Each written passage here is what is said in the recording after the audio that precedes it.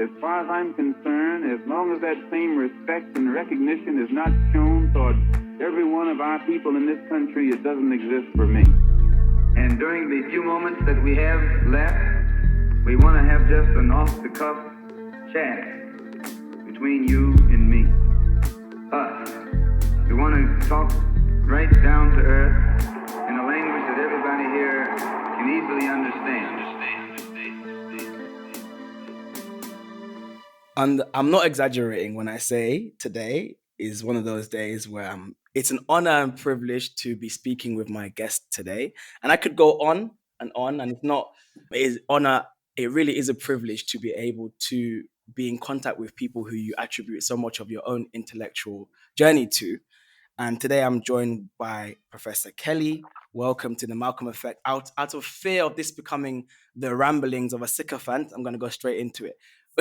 So welcome, Professor Kelley. Thank you so much for joining me. Thank you. I think it's the other way around. I can't believe I'm on the Malcolm Effect. It's like, I just, it's just impossible that I even got this far, so I'm very excited. I'm just hoping I don't embarrass myself, Not at all, not at all. So we're going to go straight into it. We're talking all things activism, freedom, your work, liberation, and all of the above. So my first question is to bounce around, and we can all maybe have a response to this, but I'd like to pose it to you first. When assessing our present moment, if you were speaking to the next generation of activists and organizers, what would you be telling them to focus on? It's funny. I feel like I'm speaking to the next generation all the time, especially my 10-year-old daughter, Mm-hmm. But I don't know if what I would say now would be significantly different from what I said, say, 20 years ago, because, one of the things that happens with a lot of organizers in the moment is this sense of not being able to see the future. And so in trying to construct a new future, there's a tendency to look for models in the past. So 20 years ago, it was the Black Panther Party, it was various organizations that people look to as models and saying, well, if we can only be like that, and not actually recognizing always that what they have to offer, what their generation has to offer in struggle, in praxis, are the answers for the moment, that they actually know a lot more than I know. I swear, and I'm not just saying this, the young people who are in the streets right now, who are in classrooms right now, who are in various spaces of struggle, they know a lot more than I do. And I'm looking to them for leadership and for knowledge. If there's some things I would say just in general, I would say, one, make sure you understand you live in the world and not this country, that you have to understand the global situation. And that means that when you fight, for example, U.S. state violence and the police, you're fighting the whole U.S. military. You cannot separate those things. You cannot separate those things. When you say that you're a revolutionary, you cannot say that maybe I can be one by working through the Democratic Party. You can't do that. In fact, when we think about what it means to sort of move forward as a movement, to try to go beyond what people call kind of non-reformist reforms to real change, we've got to think about what it means to build autonomous power and not see the state as always the answer. Like, if we can just get the state to do this or move this way, then we'll be okay. Or even if we get to seize the state, that apparatus itself will be the tool we can use for liberation. That's simply historically not true, And then I guess the final thing I would say, just in terms of just general sense, is don't be afraid to make mistakes. And this is for this particular generation. It's I think a really important observation, because, movements have congealed and fallen apart often over how people might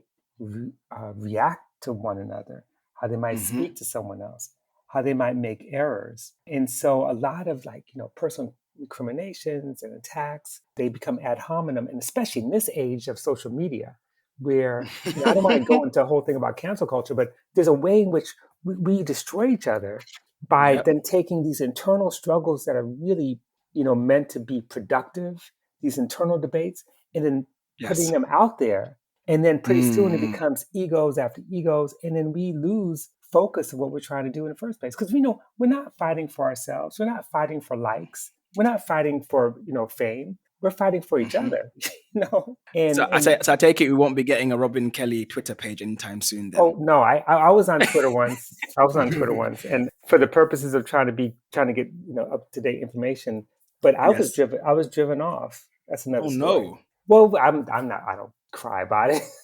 No, no, but But yeah, I was. not you getting dragged on Twitter. Yeah, no, I was. It's actually a very interesting story, and it's kind of relevant to what we're talking about. But it had to do with, actually, it's very relevant. I was pushed off by Ta-Nehisi Coates' followers. Oh Not wow. Ta-Nehisi, not Ta-Nehisi, but his followers. And it really came down to, he and I did a conversation, which he found productive and I found productive, about his book, Between the World and Me. And I was very critical of it. And it was supposed to be a conversation. It's actually online through LA Public Library. And I was critical and I pushed him on some things. I pushed him on his interpretation of James Baldwin. I pushed him on his understanding of Reconstruction. And I told him, I was the one who said, have you read Du Bois's Black Reconstruction? And he said, no. I said, you need to read it. And this is why. Mhm. And he took from it a lot. In fact, his next book begins with Black Reconstruction, but what happened was, because he was kind of a celebrity figure and because he had a following of sycophants, they began Mm. attacking me, saying, you are supposed to interview him. You have no right to ask hard questions. You have no, and if you wanted a MacArthur, you need to get your own. As if that had anything to do with anything. So Wow. it was really disheartening to me, and I realized, like, why am I even doing this? We have to be critical of each other, otherwise we don't advance, we don't move forward. I mean, for ourselves, Hmm. let alone Yes. for a movement. So I'm not trying to be famous. Hmm. Though I'm on your show now, but I'm not trying to be famous. I mean, you've hit on so many of the points which I want to address and ask. So I don't even know which order to go in, but I'm probably going to start with, since you mentioned not trying to be a revolutionary through via Democratic Party. When we see some of our heroes, our revolutionary heroes, the likes of Dr. Cornel West and Angela Mhm. Davis and so on and so forth, and they came out in a coalition which was branded the Coalition Against Fascism. Right, And so that therefore, ergo, let's vote for the Democratic Party en masse. And we hear black people, particularly black women, deliver Joe Biden his presidency. right. What are we in now? What, 5 months? Well, November, 6, 7 months in, we've seen the deportation of Haitians. We've Yes, seen the stance on Palestine ongoing right now as we talk.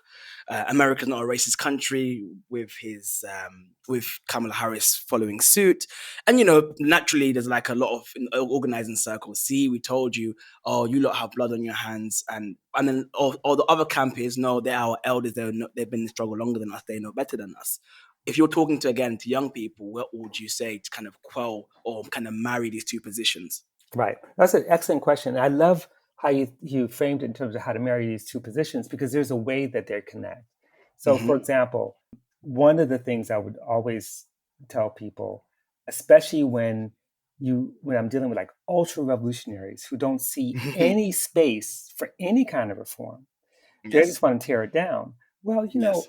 there are people who are in prison right now in solitary confinement who need to be out of solitary confinement. If we fight to Mm-hmm. end solitary confinement, that might seem like a reform, but damn, it just helps people in solitary confinement.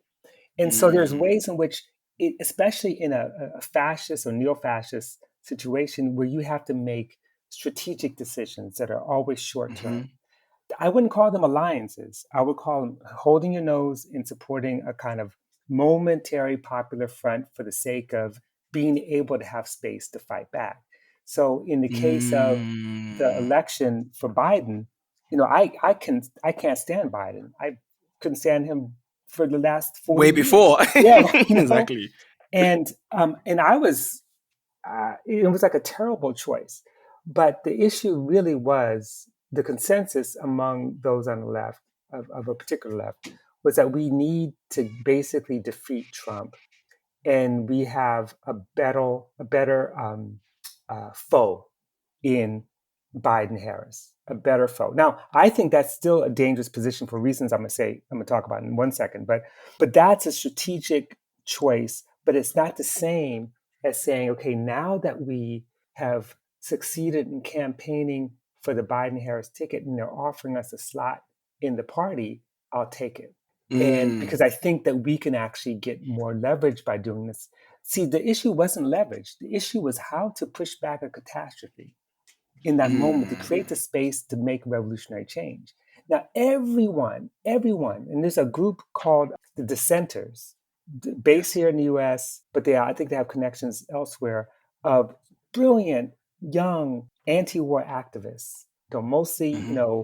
people of color who are organizing. And they came out very strongly, once Biden Harris, they were elected and they had an inauguration, they came out very strongly against them, as they should. And they were Hmm. right. And those of us critical were right. One of the first things that they did was bomb Syria. Yep. I mean, to prove his bona fides. And of course, the disastrous policies, the continuation of disastrous policies with respect to Palestine. I mean, we Yep. saw that coming. So I think that you could do both. That is, make strategic decisions for the sake of trying to keep a movement going and to protect yourself, while at the same time immediately standing up against the continuation, this kind of catastrophic U.S. empire. And I think both those things Hmm. are similar.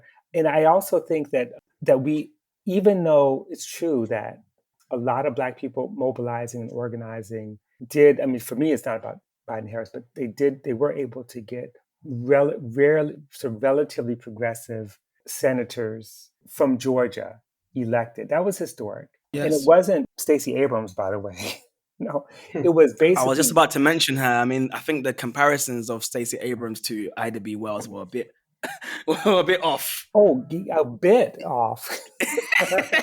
That's being nice. Yeah, that's being nice. I think, I mean, I've met her. She's a perfectly good person, perfectly nice, but those not her politics. Her politics are mainstream Democratic Party.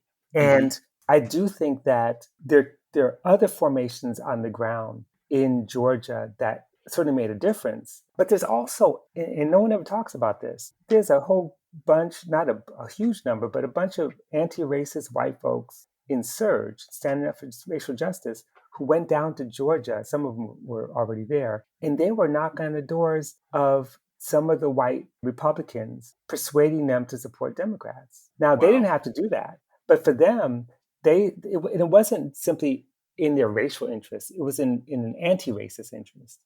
So there's a lot of people who are trying to do this work, but they also recognize that just because you have the Senate for Democrats doesn't mean that Democrats are your friends. The Mm. Democratic Party is a militarist party. It is the party of empire as well. It's a party of neoliberalism, you know? And one of the things I teach my students in my own courses is that what we've witnessed really since Nixon is consistent policy across these political parties. That's a neoliberal policy about privatization, pushing wealth upwards, expanding the military and police state while eroding the social wage or any kind of social provisions. I mean, Hmm. that's what we've been witnessing from every administration: Obama, Yes. Clinton, Jimmy Carter, as well as the Republicans. Absolutely. Yeah, so what's interesting is like, so when you were talking about making space, it made me think of another bifurcation I saw in an interview you had with the UE Union. And Mhm. you talked about the difference between survival and transformation as goals of working and poor people. And could you talk a little bit more of the kind of political and organizational tools that are relevant today to achieving these different goals of survival and change or transformation? I know for example, in Hammer and Hoe, you talked about the communists in Alabama creating committees that would negotiate or petition, or not petition, that would negotiate, make demands, Mhm. or even make some level of threats to landlords to make sure that poor and working people were not evicted, for the sake Right. of pure survival. So could you talk a little bit more about like what are things have changed. We're in 2021 now. What are kind of these different tools nowadays, and what are those different goals of survival as opposed to transformation? Right. No, that's a really good question. I forgot that interview, by the way, so I'm going to go by what I know, um, which is one. Before we even talk about tools, we have to begin with the orientation. Like, what's our orientation? Survive to be able to survive. We treat survival often, not us in our conversation, but often it's treated as individual. Like, how do you survive this? When really what we're talking about is collective survival, not just of a movement, but even the survival of people who are not in our movement. People who need us. So when I say we've got to begin with orientation, we need a caring culture, Mm, one that actually takes mutual aid really seriously. It mhm, says, mutual aid is about, it's not just movement building, but it's about movement caring and people caring and the environmental caring. And so survival is also about, like, how do you as a community help each other, give to each other, make it non-monetary, not exchange that's Mhm. monetary, but help each other in ways, but then help the land, help the environment, make sure that what we're doing is clean work, mhm, together. Mm. And then once you have that orientation, then you begin to think about how decisions are made democratically. Like, Mhm. how do you actually make decisions if you're going to do this collectively? And that's also about an orientation. This is all before we get to the tools. So part of the Mm. tools would be like, what do, and this is old fashioned stuff. It's like, what do people's committees look like? What do Mm. mutual aid and forms of economy that are cooperative, how do you actually operationalize those things? And how mhm, do you do it? By being aware of everyone's participation and input. And I don't mean just around gender Yes. or just around sexual orientation or identity, also around age. How do we bring our children into decision making, along with their Mm. elders, without necessarily undermining traditions of authority that are cultural, and where we deeply invest in our elders as a source of wisdom, but also our children as a source of wisdom? Like, how do you do that? Once you start doing that and getting people together, much like the village cultures of in Africa and the Caribbean Mhm. and the Americas, much like just like the Reconstruction South. Once you start doing that, then you begin to develop specific tools that could both advance our survival, that's care for each other, but then in trying to develop those tools, this is transformative. It means that we Mm. start to model, to prefigure the kind of society that we actually want to have, while also mobilizing enough people so when we need mass support, when we need to show up for something to make demands, when we need to take something, take land or take resources that belong to us, we're not by ourselves. Mm. And you could see like examples, and it's not easy. You can see examples of this emerging in certain places, like with Cooperation Jackson, for example, in Jackson, Mississippi, yeah, where I was going to ask about that. I was going to ask about that, exactly. I but mean, yeah, it's go a ahead. good example. It's a good example. And my sister lives in Jackson, and it's a Mm, good example of what's good, but also what's difficult. Mm. Because there they've done all these things to try to create self-sufficient economies to help each other mhm, through, to provide for the local government to provide, land for people, housing, and things like that. That's one thing. But on the other level, it's also fraught. It's fraught with all the sectarianism, all the fights, all the struggles between people, divisions. That comes with the territory because we are human beings, many of whom come out of movements and come out of particular orientations. So trying to create that orientation, especially with elected government, is very, very hard. It's much easier to do it if it's just like my block, right? Well, not my Mm. block, but someone else's block. That's Well, that's another story. But so I think this doesn't exactly answer the question, but what it does do is I'm trying to argue that survival and transformative practice in politics should be two sides of the same coin. We mhm, should be mhm, practicing transformation in our efforts to survive as communities. And this is the hardest part of all, if that's going to be our orientation, it means that we need to be open to everyone, even if they may not share Mhm. our political orientation.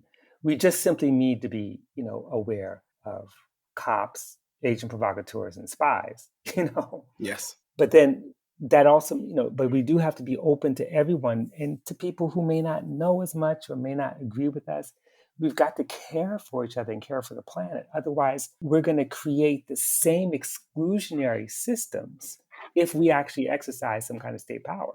Yeah, actually, I wanted to kind of ask a follow-up because it's really interesting, and I think it's really great that you kind of posit survival and transformation as two sides of the same coin. However, something interesting you said in that bit was like sometimes it can be easier to do it amongst your block as opposed to your elected official. And I wonder, is there ever a tension actually between survival and transformation, especially given that we're in an age of neoliberalism, which is one of deep privatization, which is one of a minimized public sphere. And when you seek solutions that are not necessarily ones that are, in antagonizing the state or demanding from the state, is there ever a Right. fear that your solutions of survival are then taking or are then releasing the pressure that you need to apply to the state to demand what is owed to you?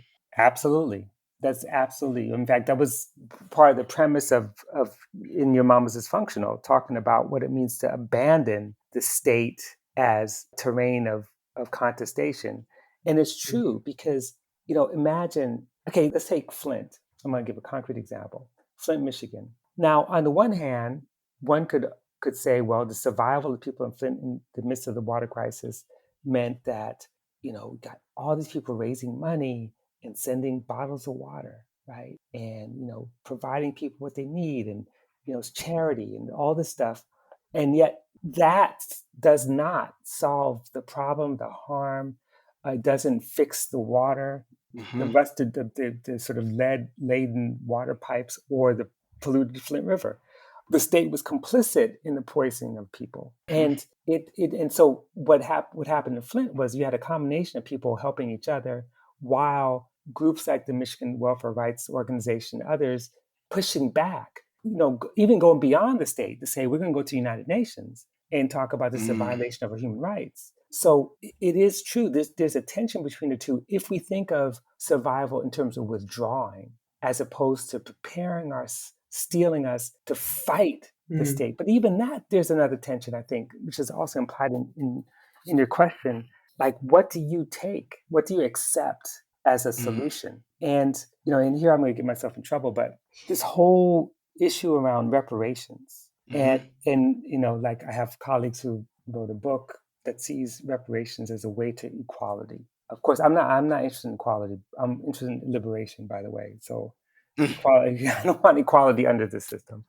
So, of course. But reparations actually also is full of potential landmines because once the state, which is not our state, decides, okay, you know what, you're right, we're going to cover the expenses or the damages of slavery, Jim Crow, state violence, all that stuff, I'm going to pay you. Once you pay without actually restructuring the arrangements, like, for example, if you give people money to buy a home for all the years of discrimination in the housing market, and you don't actually change the housing market, you don't change the racism that produced this inequality in the first place. You don't even if you believe in a capitalist system where equity in a home is a way to accumulate wealth, if you can't dismantle the racial structure that denies Black and brown people equity, whereas it enhances equity for white people, then what good is the money? It just, all it does is, in fact, it's worse than just reinforcing the system, because what it does do, it says, you're done. You have no right to ask for anything else. We fixed it. We're straight now. And so so in the end, we have to figure out ways to fight on all these fronts at the same time, but recognize that it's not enough to make a demand for something. We've got to make a demand for transformation. If that means dismantling the state as we know it, we've got to do that.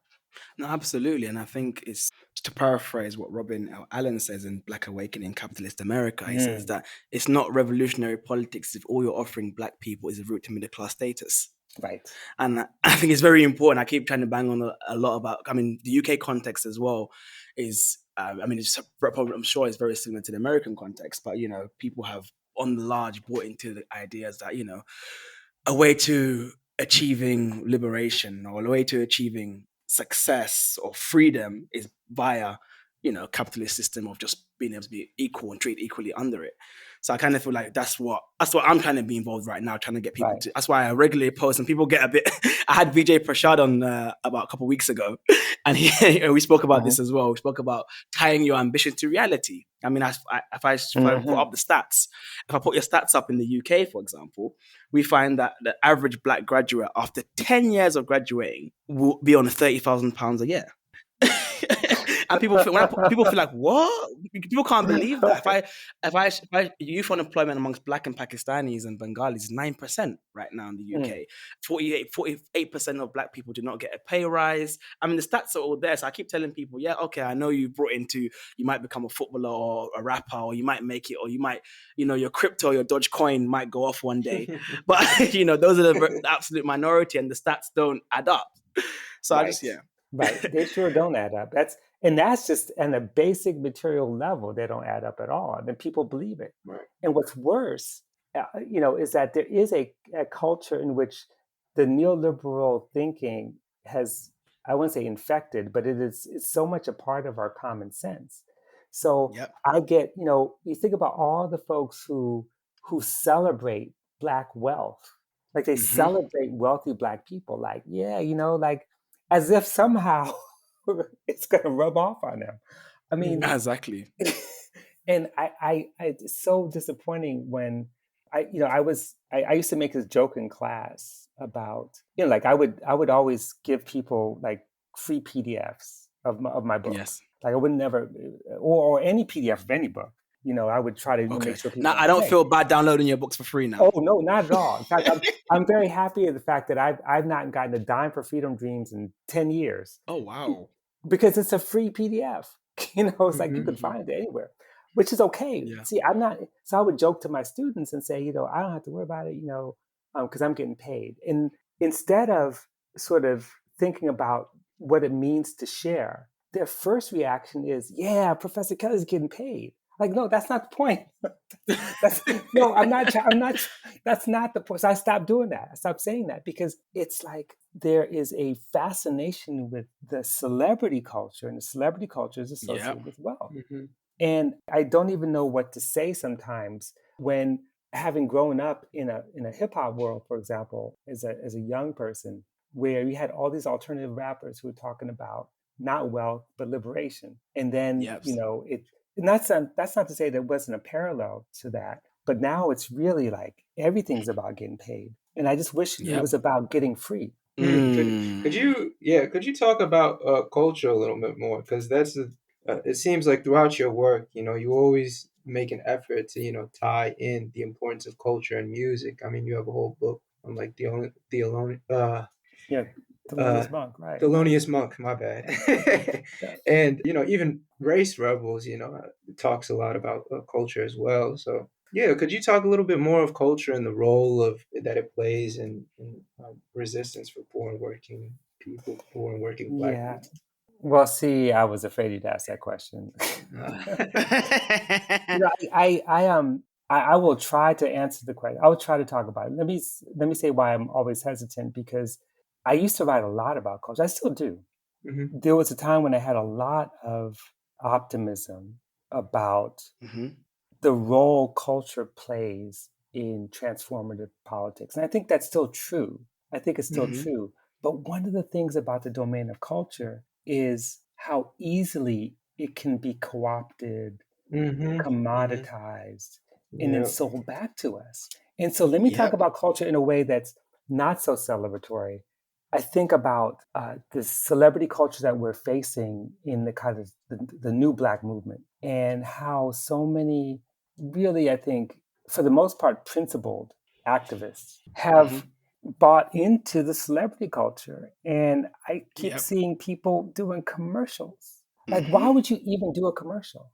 So Black Lives Matter, which is not a movement. Let alone the Grammys. Right.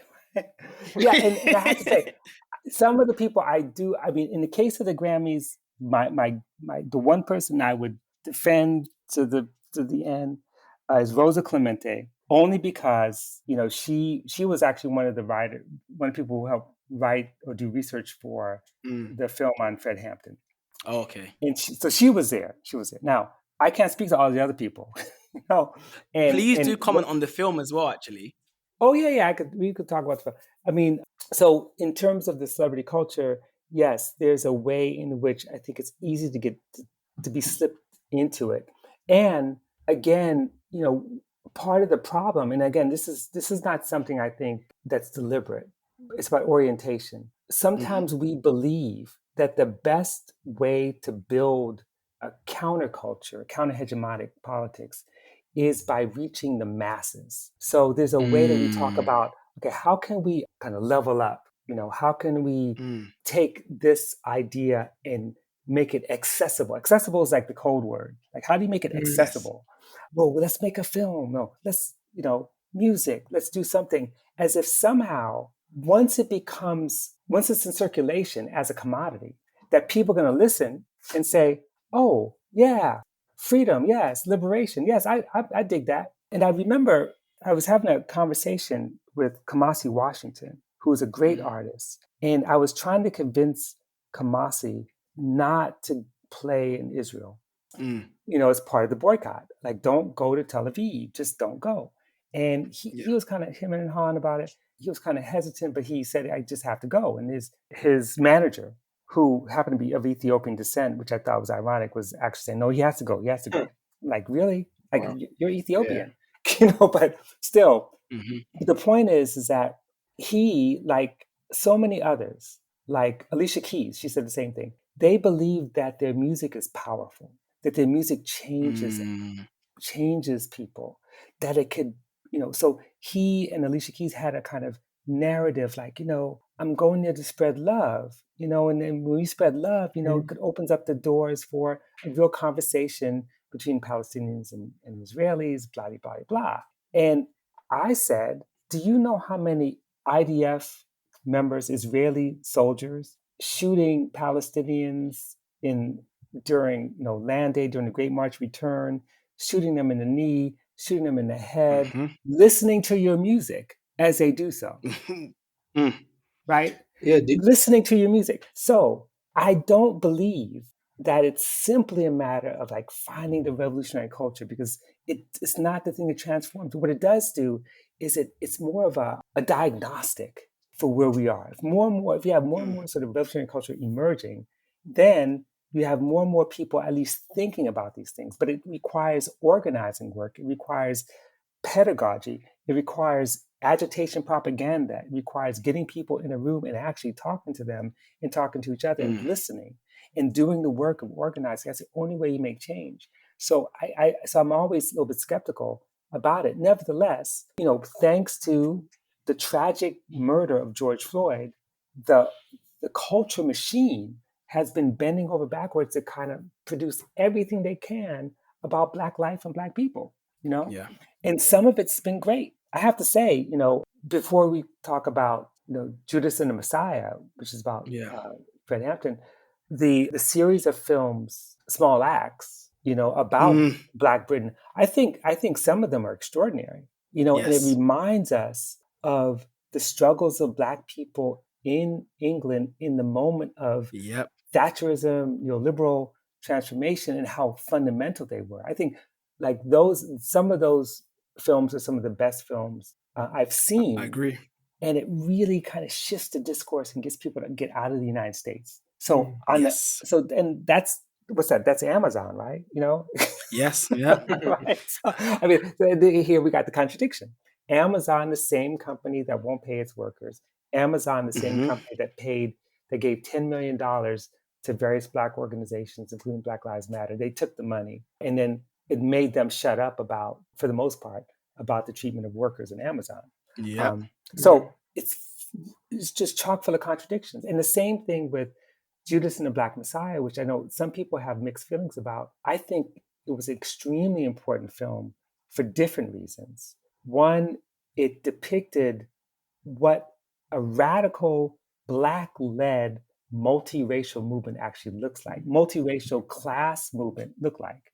which we can't, which is inconceivable. We think that Yes. we're supposed to be in our affinity groups, to No, use neoliberal exactly. language, and instead, although it used to be anarchist language, but that's another story.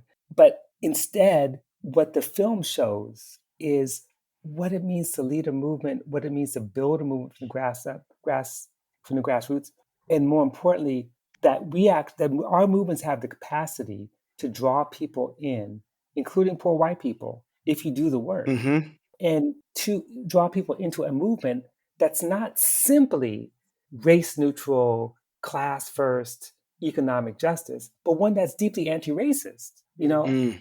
That's possible. We can do that. We don't have to give up one for the other. Fred Hampton and the Black Panther Party in Chicago, the Illinois chapter, never once said, you know what, okay, we'll make a deal. You join us and we'll just play down the racism issue.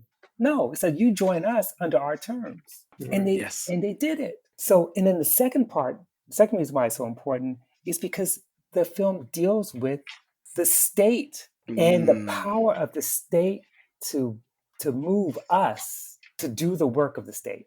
Yes. And that's where I know a lot of people are like, no, why the Judas part? Like we just want the Messiah.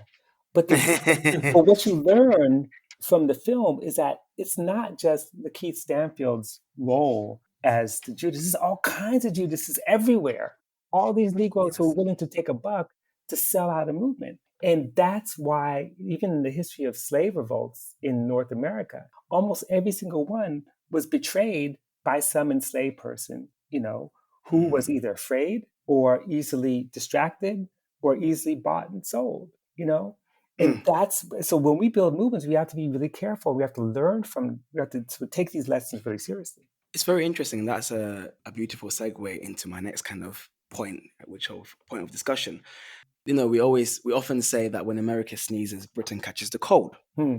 And in considering what you said about Judas and the Black Messiah and building multi-race solidarities against the state, my question then is tying that into, I find a lot of the time by way of Clubhouse, it's been open doors for me to see what's happening on the ground in America in real time. And we saw a rise, or I don't know if it's a rise now, or it's just become more to the forefront of Afro-pessimism.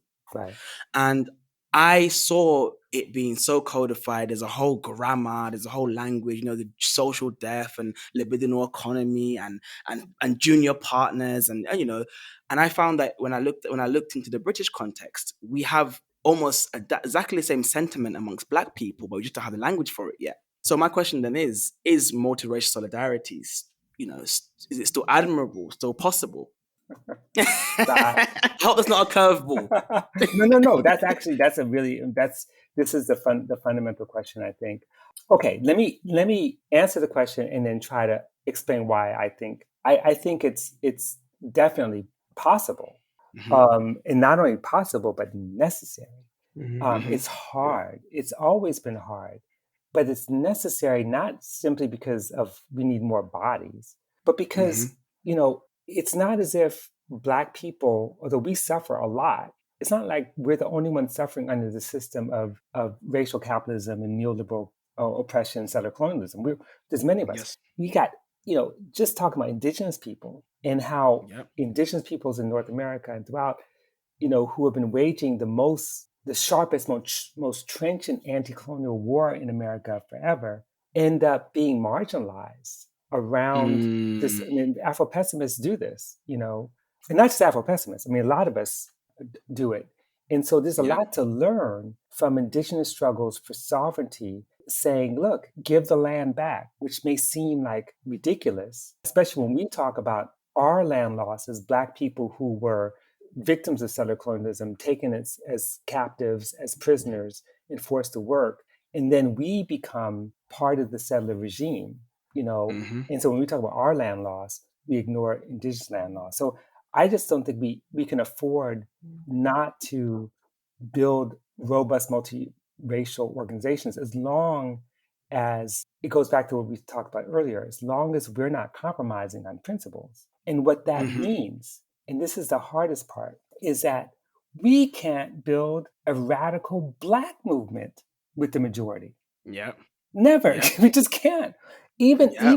even the most liberal, the more liberal, the at least the more progressive elements of the civil rights movement, for example, in North America, and one could say the same thing about the struggles in Brixton in the 80s, Yep. or the struggles, the rebellion that took place was, I think it was 2010. Like, it's never the majority. Yeah. It's never the Yep. majority. And we should expect that, because we're all shaped the ideological imperatives of the system. And so the idea that somehow we're going to go it alone and we can't even get our people, I'm like, I'm ready to go it with people who will, share a set of principles and really believe in revolution and willing to fight.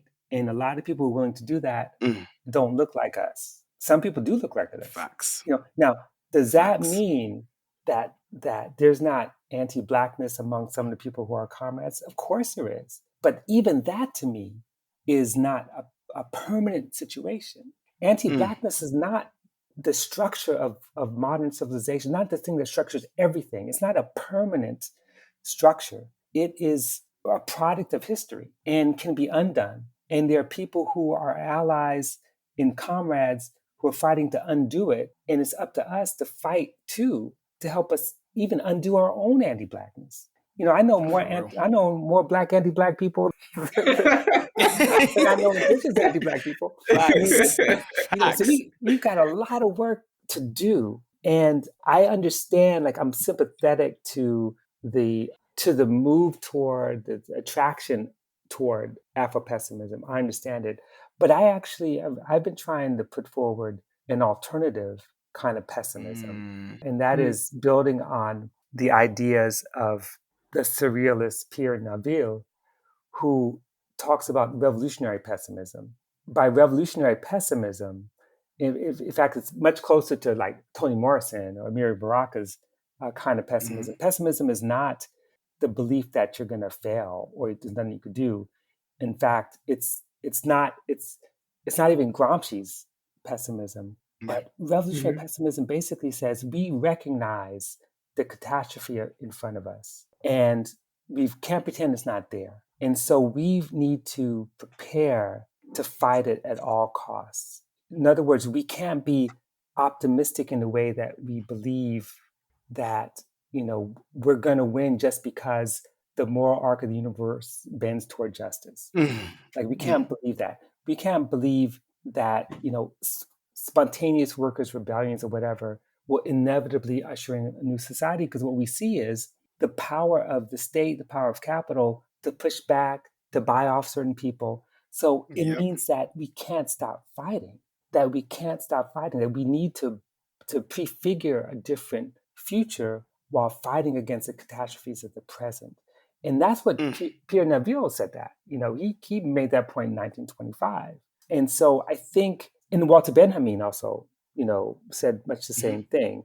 And Michael Lowy talks about militant pessimism, aimed at, preventing the onset of disaster by all possible means. And mm, when Benjamin talks about it, he doesn't conceive of revolution as like some kind of natural or inevitable outcome, economic and technological progress, which is a kind of historical materialist idea that there's stages, in that we're in a particular stage of development, and eventually, as bad as capitalism is, it's going to usher in the productive forces so that we can inherit them through class struggle, wither away the state, and the end of history.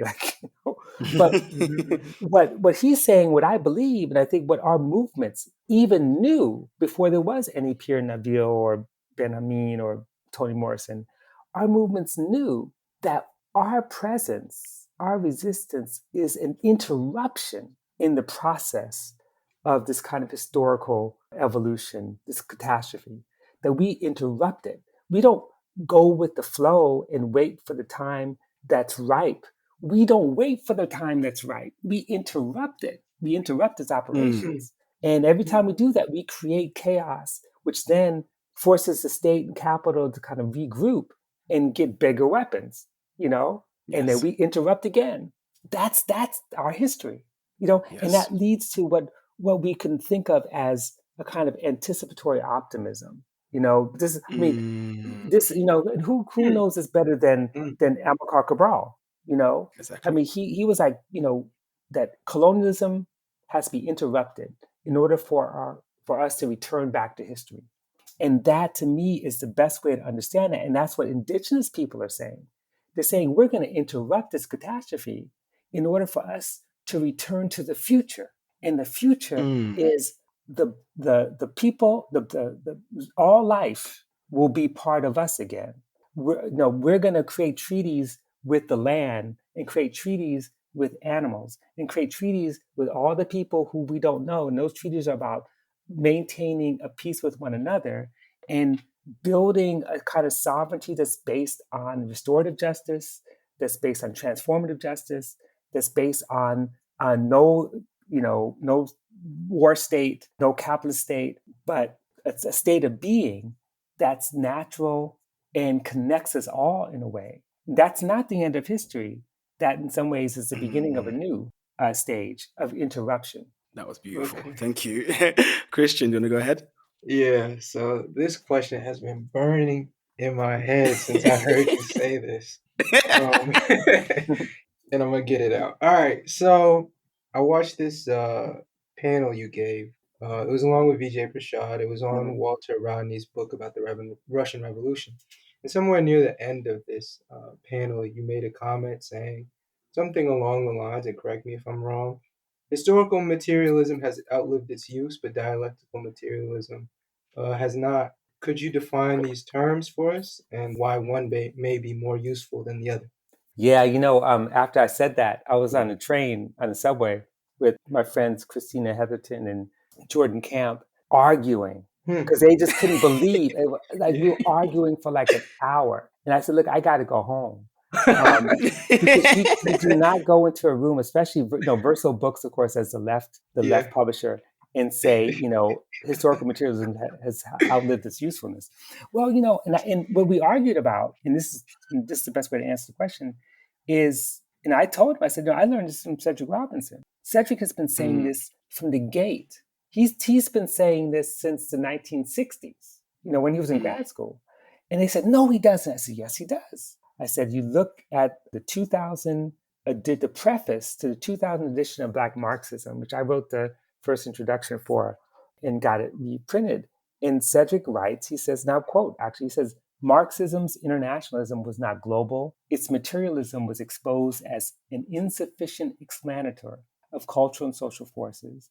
And its economic determinism too often politically compromised freedom struggles beyond or outside of the metropole. So what he's saying is that, the theory of historical materialism doesn't really explain our history because our sources are not always within the framework, the kind of Western framework of social and economic processes. Sometimes they're spiritual. Sometimes they come out of a culture which is not shaped or framed by a bourgeois society, and that's why when he talks about like Maroonage or maroon societies or the struggles on the part of the real modern proletariat of North America and the Caribbean and the Americas, which is the enslaved, working on these industrial plantations, making, growing sugar, that's the modern proletariat, as C.L.R. James says, that they weren't necessarily fighting to control the means of production. Like, forget sugar. We actually want to leave this plantation and go back to village life and think about how we live together differently, and that doesn't come, it's not structured under the kind of stadial view of history that historical materialism kind of imposes. Now, when I talked about dialectical, I mean, it so happens that Cedric also takes a dialectical approach to understanding history, which is to say that there are contradictions that emerge, antagonisms that produce these contradictions of one position versus another. And out of those contradictions, things change. Something has to give. And whatever gives is a new set of relationships which produce a new set of contradictions. But he's simply saying that those relationships and where people come to them cannot be understood always through the logic of production or distribution or surplus. And so this is where, and I know that we haven't talked about religion or spirituality or any of this stuff. But one of the things that one of the books he wrote, which no one ever reads, but I think is one of the most important books, is called An Anthropology of Marxism. And in it, one of the things he argues is that he doesn't simply argue that socialist thought begins way before there was a Marx and Engels. He says, you got to go to medieval, and he's talking about what's in Europe, medieval times and even ancient times. But his main point is that socialist thought wasn't necessarily a response to capitalism, because capitalism didn't exist at the time. Instead, socialist thought comes out of the utopian and the religious ideas that these medieval clerics, for example, some of them were quite radical, who actually were anti-racist, who were, saw the feudal order as stagnant and wanted revolutionary change, who actually saw the liberation of women, the emancipation of women, as part of what they need to do. And so their socialism came from their reading of the Bible, much like their socialism is coming out of the reading of the Quran. It's not necessarily the contradictions of production that produces a vision of socialism. But what happens is that the Marx and Engels especially, but the Marxists make a distinction between utopian and scientific socialism. Scientific is the one that's locked into historical materialism. The utopian, which they reject, is the one that's like the vision of a new society, whether it's Exodus in the Bible and what that could produce for a new world. And that's what Cedric was trying to attend to. Like, once you eliminate that whole tradition of socialism, you have nothing left. You have just like a very narrow understanding of what socialism can be. And once we recognize that, and we get past this idea of like utopian versus scientific, then we can move toward a much more radical sort of critique of the system and a vision of a future that doesn't rely taking the productive forces and anointing them as like the way forward. So compare, for example, an indigenous vision of returning to the land and returning the land to the animals and returning to people, to each other, versus, oh, well, now we got computers and we got the internet and we've got, like, we can go to Mars and social society based on production is going to be the greatest thing. Well, the Soviets tried that. Their whole thing was like, we like production. So they built a capitalist version of socialism, which is state socialism, but based on production. And what did it lead to? The same alienation of workers, the same, doldrums of repetitive work, the same kind of apartment living, the same things that people think are so great that capitalism gave us. That doesn't allow for a vision that might return back in time to one that's actually spiritually grounded as opposed to materially grounded. Does that make sense? Yeah, if as you're talking, you're literally touching on so many other points of the subsequent questions that I have. I have just a few more. What I'm hearing a lot of is what you're saying is, I read recently when Sylvia Winter's speaking about these kind of liminal categories coming together to kind of form what it means, to be a human again. And that's what I'm hearing a little bit about. Just a couple more. I know it's been quite a long conversation. Sorry for taking so much of your time. No, my answers are long, so. No. This is extremely generative. It's a very broad question. I think you kind of touched on it a little bit anyway, but it's, what role do dreams have in our activism today? I think dreams are very, very important. And by dreams, I don't mean individual dreams you have when you're asleep, but the collective dreams that we create in discourse, in conversation, in struggle. And so one of the misreadings of freedom dreams oftentimes is that some people literally read it to be like dream, like you go to bed at night and when you wake up, you have like all the answers. But, when I wrote that book, I was actually I wrote it for young people, literally, who I saw were really pessimistic and they just had all this despair. And they just felt rudderless. And so what I wanted to do is go back and look at the quote unquote freedom dreams of different movements. That is, the movements creating these collective visions of what the future could look like, whether it's a movement that's demanding reparations, a movement that's about leaving North America for some kind of free space, some kind of, whether it's, liberated zone or a different country, the dreams of of Black feminists who can imagine, as the Combahee River Collective did, what does it mean to like have real freedom, real liberation for women, which requires a dismantling of capitalism and the reordering of whole society, patriarchy, and all that stuff. What does that mean? And so one of the key things I argue is that the radical imagination isn't a dream state as much as it is a product of social movements themselves. That you can't divorce critical analysis from social movements, and that participation in those social movements allow us to see things that we couldn't see before. It allows us to have a deeper understanding of the mechanisms of oppression, a deeper understanding of how systems work, so we can have a deeper, more robust mode of analysis.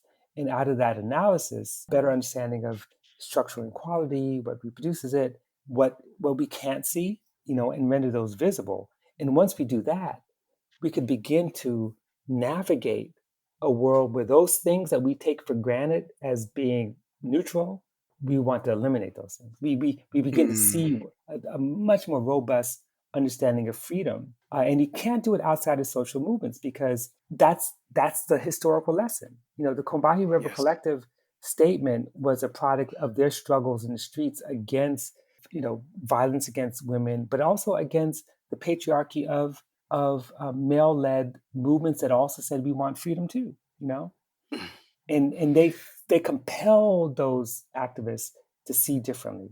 Thank you so much. I mean, I have so much more to talk about. I know we can go on for hours, but I won't. But what I will do, so I have it in on audio. Can we get a commitment to a future episode? If you think it's worthwhile, but like once people hear this, I'm gonna blow up. Like my social media profile just blow up, and it's like, will you be able to find time to get me in? Will I be able to get a reply back? I'll get your secretary next time. Yes, right. Oh boy, I wish I had someone to help me. But yeah, no, I would love to. It was really great talking to you, and hopefully one of these days in person. Next time. Hopefully, that'll be. Yeah. Hopefully. This has been a generative conversation. You're listening to The Malcolm Effect with Mamadou. Please like, comment, subscribe, be that on Spotify, YouTube, or Apple Podcasts. Until next time, people.